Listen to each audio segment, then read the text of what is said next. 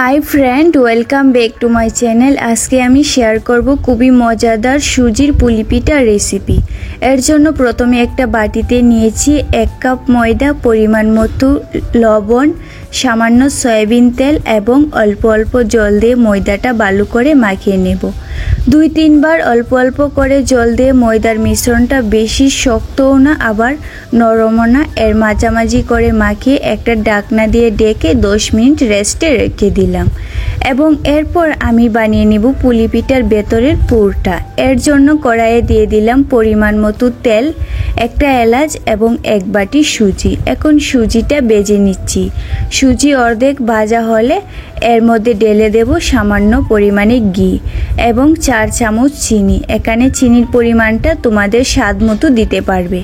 এরপর দিলাম খুবই অল্প পরিমাণে জল। এখন সুজিটা লো ফ্লেমে 2 মিনিট ভেজে একটা বাটির মধ্যে নামিয়ে নিচ্ছি। আমি সুজি দিয়ে পুরটা বানাচ্ছি, তোমরা চাইলে নারকেল দিয়ে সেম প্রসেসে বানিয়ে নিতে পারবে। প্রথমে যে ময়দার ডোটা বানিয়েছিলাম এটা 10 মিনিটের মধ্যে সেট হয়ে গিয়েছে। এখন ঢাকনা সরিয়ে প্রথমে অনেকগুলো ছোট ছোট বল বানিয়ে নিচ্ছি। বলগুলো বানানোর সময় হাতে একটু তেল লাগিয়ে নিবে। সবগুলো বল বানানো হয়ে গিয়েছে। এখন একটু তেল লাগিয়ে এক এক করে মাঝারি সাইজের রুটি বানিয়ে একটা বাটি মাঝখানে বসিয়ে রুটিগুলো গোল করে কেটে নিব।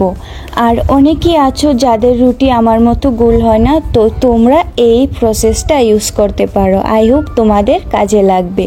সবগুলো রুটি এভাবে বানিয়ে এর মাঝখানে দিয়ে দিলাম আগে থেকে ভেজে রাখা সুজির পুরটা। সুজিটা ভালোভাবে লাগানোর পর হাত দিয়ে চেপে চেপে রুটিটা ডেকে দিলাম। রুটির বাসটা যদি সুন্দর হয় তাহলে পিঠাগুলো দেখতে ভালো লাগে। এখন একটা কাঁটা চামচ দিয়ে সাইডগুলো ডিজাইন করে নিচ্ছি। আমি আরেকটা পিঠা এভাবে বানিয়ে দেখাচ্ছি। আমার সবগুলো পিঠা বানানো হয়ে গিয়েছে। এখন এগুলো ভেজে নিব। এর জন্য একটা কড়াই গরম করে এর মধ্যে ঢেলে দিলাম পরিমাণ মতো সয়াবিন তেল। মিডিয়াম ফ্লেমে তেলটা ভালোভাবে গরম করে পিঠাগুলো এক এক করে দিয়ে উল্টিয়ে পাল্টিয়ে 5 থেকে 6 মিনিট সময় নিয়ে ভেজে নিব।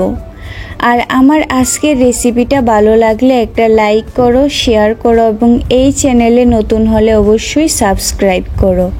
আর কমেন্টে জানাও আজকের রেসিপিটা তোমাদের কেমন লেগেছে।